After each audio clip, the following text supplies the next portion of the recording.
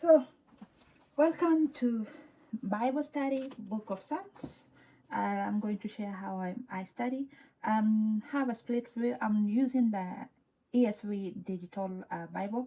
That's the same Bible that I have over here. I have the ESV Bible, journaling Bible. And I use different, I take nights.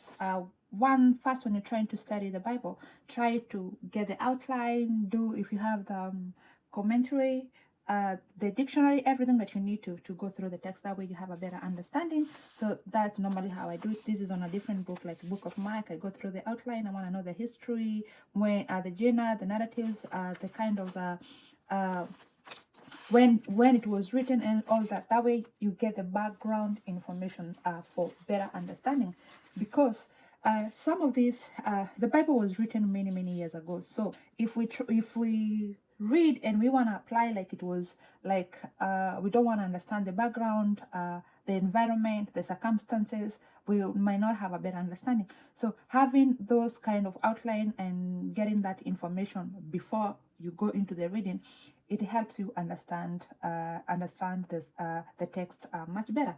So the Book of Psalms, as you can see, let me expand what I was doing, how I study. This is how I do. I interact with the text.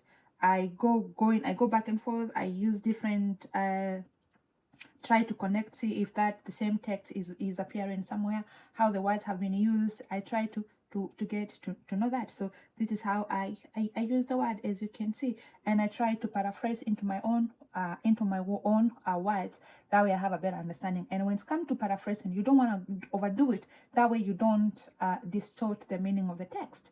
You still want to paraphrase, but you still keep the context the same, that having the same meaning. And then you can have distance question to ask when you're studying. What does this passage teaches me about? What does it teaches us about a man? How does it the passage reveals about my sins? How should I respond? Those are some of the questions that you should ask. And again, when you read in the text, you want to know the character in that context. If the scripture that you're reading, you want to know the who's being referred to, the people that are involved in the text. You want to know the structure and create the picture, because when you read with a purpose. Don't just read for the sake of reading. Read to understand.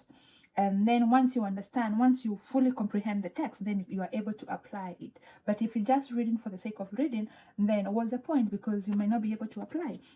So the book we are seeing is The Way of the Righteous and the Wicked, New Living Translation and NIV.